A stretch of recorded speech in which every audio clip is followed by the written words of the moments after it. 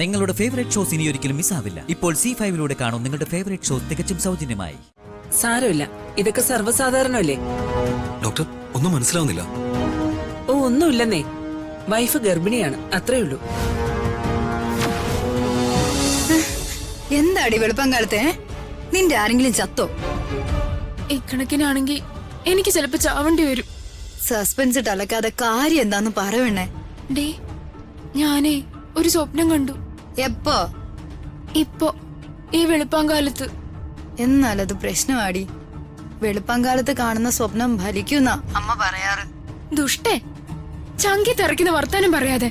പ്രശ്ന എന്താടി നീ കണ്ടേ? കണ്ടത് രാജു ഋതികയും കൂടി. ഋതികയും കൂടി? രണ്ടുപേരും കൂടി കെട്ടിപ്പിടിക്കുന്നത്. അത്രേ കണ്ടുള്ളൂ? വെച്ചിട്ട് പോവണ്ണേ. ഏതു നേരം ഇത് തന്നെ വിചാരിച്ചോണ്ട് നടന്നാലേ ഇതേ കാണും. എടി, അവളെ ഒതുക്കി അവനെ എങ്ങനെ കൈക്കലാക്കാന്ന് ചിന്തിക്കാൻ നോക്ക് നീ. ഞാനേ പിന്നെ വിളിക്കാം.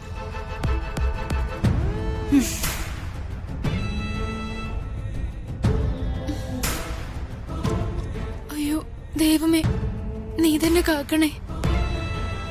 രാജുവിനെ എനിക്ക് തന്നെ കിട്ടണേ. അതിനി എന്ത് നേർച്ച വേണേലും നടത്താം.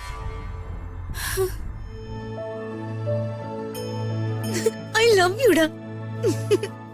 तुझे देखा तो ये जाना सनम, प्यार होता है दीवाना सनम, अब यहाँ से कहाँ जाए हम, तेरी बाहों में मर जाए हम.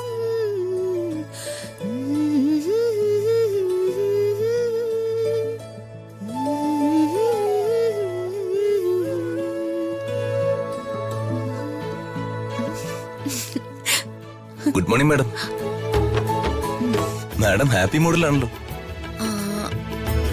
അൺഹാപ്പി ആണെന്ന് പറയാൻ പറ്റില്ല. ഒരു പകുതിയിൽ ഞാനിപ്പോ ഹാപ്പിയാ, മറുപകുതിയിൽ അൺഹാപ്പിയാണ്. ഓക്കെ, ഒരു പകുതിയിലെ ഹാപ്പി അങ്ങനെ തന്നെ നിൽക്കട്ടെ. പറ, എന്താണ് അൺഹാപ്പി? ആ പകുതി കൂടി നമുക്ക് ഹാപ്പി മൂഡിലേക്ക് മാറ്റാം. പറ. രാജുവിന് അറിയില്ലേ, അച്ഛൻ വീണ്ടും വിവാഹാലോചന തുടങ്ങിയിരിക്കുന്നു. മുൻപത്തേക്കാൾ ഇപ്പൊ വിവാഹാലോചന എന്നെ ഭയപ്പെടുത്തുന്നു. അത് നാട്ടു നടപ്പല്ലേ മാഡം. പെൺമക്കൾക്ക് വിവാഹപ്രായമാകുമ്പോ അച്ഛനും മറ്റു ബന്ധുക്കളും ഒക്കെ വിവാഹം ആലോചിക്കും. അത് ജീവിതത്തിന്റെ ഒരു ടേണിംഗ് പോയിന്റ് അല്ലേ. പെട്ടെന്ന് ചിന്തിക്കുമ്പോ അതിനെക്കുറിച്ച് ഭയമൊക്കെ തോന്നും. സത്യത്തില് അതൊരു ആനന്ദമാണ്. അത് അനുഭവിച്ചു കഴിയുമ്പോ മാഡത്തിനും അത് മനസ്സിലാവും. അതുകൊണ്ട് വിവാഹം നടക്കട്ടെ മാഡം. ഹോ, വലിയൊരു ഉപദേശി. വിവാഹത്തിന്റെ ആനന്ദമൊക്കെ അനുഭവിച്ചിട്ടാണോ ഇയാളിത് പറയുന്നത്?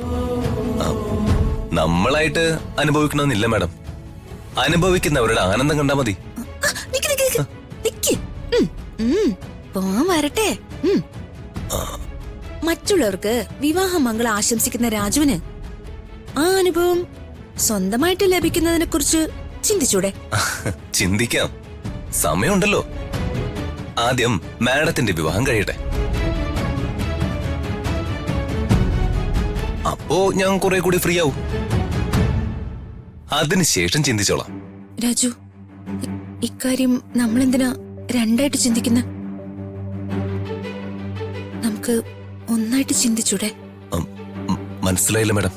രാജു, കുറച്ചു ദിവസമായിട്ട് ഞാനിത് പറയാൻ ശ്രമിക്കുക. ബോധപൂർവം രാജു അതിൽ നിന്നും ഒളിച്ചോടുന്നു. ഇപ്പോ ഞാനത് തുറന്നു പറയാ. എനിക്ക് രാജുവിനെ ഇഷ്ടമാണ്.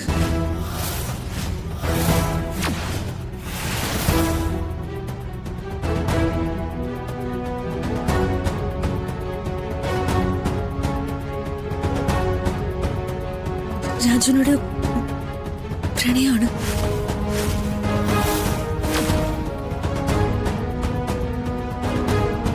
മാഡം, രാജുവിനല്ലാതെ മറ്റൊരാളെ എന്റെ ജീവിതത്തിലേക്ക് സ്വീകരിക്കാനാവാത്ത മാനസിക അവസ്ഥയില്ല ഞാൻ. നോ നോ നോ, മാഡം അങ്ങനെ പറയരുത്. അയ്യോ, മാഡം അങ്ങനെ ചിന്തിക്ക പോലും അരുത്.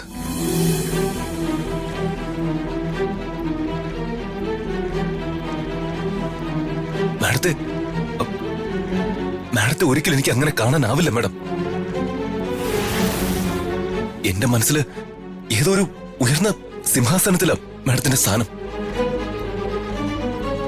ആ സിംഹാസനത്തിന്റെ കാൽച്ചോട്ടിൽ നിൽക്കാനേ എനിക്ക് ആഗ്രഹമുള്ളൂ. മാഡത്തിന്റെ മനസ്സിൽ ഇങ്ങനൊരു വിചാരം ഉണ്ടാവുന്നതിന് എന്റെ ഏതെങ്കിലും വാക്കോ പ്രവൃത്തിയോ കാരണമായിട്ടുണ്ടെങ്കിൽ മാഡം എന്നോട് അതിന് ക്ഷമിക്കണം. സ്വപ്നത്തിൽ പോലും അത് ഞാൻ ചിന്തിച്ചിട്ടോ ആഗ്രഹിച്ചിട്ടോ ഇല്ല. ഇത്തരം ചിന്തകൾ മാഡം ഉപേക്ഷിക്കണം.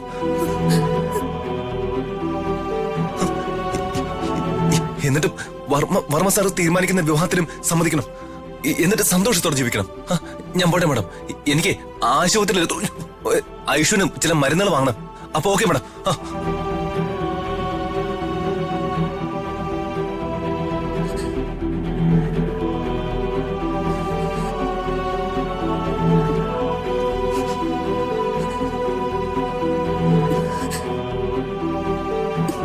ഇല്ല രാജു, നിന്റെ ഹൃദയത്തിന്റെ ഓരം ചേർന്നിരിക്കാന് ഞാനിപ്പോ ആഗ്രഹിക്കുന്ന അതിനെന്നെ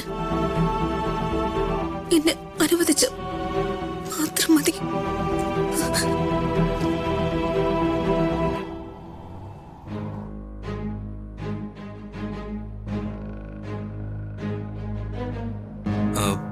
ഗൈനക്കോളജിസ്റ്റിനെ കാണണം. First floor, room number 103. Doctor Sumathi, ചെന്നോളൂ. അവിടുന്ന് ലെഫ്റ്റാ. വേറെ പേഷ്യന്റ് ഒന്നും ഇപ്പൊ ഇല്ല. ഇരിക്കൂ.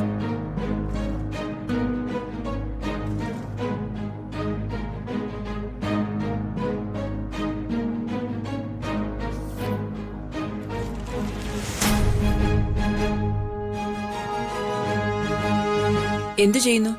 ഞാൻ സ്റ്റേറ്റ്സിലായിരുന്നു. വന്നിട്ട് ഇവിടെ ചില ബിസിനസ്സുകളായിട്ട്. ഇടയ്ക്ക് ഛർദിച്ചു അല്ലേ? സാരമില്ല, ഇതൊക്കെ സർവ്വസാധാരണമല്ലേ? ഡോക്ടർ, ഒന്നും മനസ്സിലാവുന്നില്ല. ഓ, ഒന്നുമില്ലെന്നേ. വൈഫ് ഗർഭിണിയാണ്, അത്രേ ഉള്ളൂ.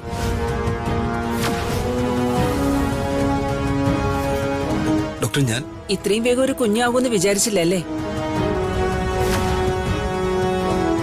എല്ലാവരും അങ്ങനെ തന്നെ. സാരമില്ല, കുഞ്ഞ് വന്നു കഴിയുമ്പോ എല്ലാം ശരിയാവും. ഡൗൺലോഡ് ചെയ്യൂ C5 ആപ്പ്. കാണൂ എല്ലാ എപ്പിസോഡുകളും സൗജന്യമായി.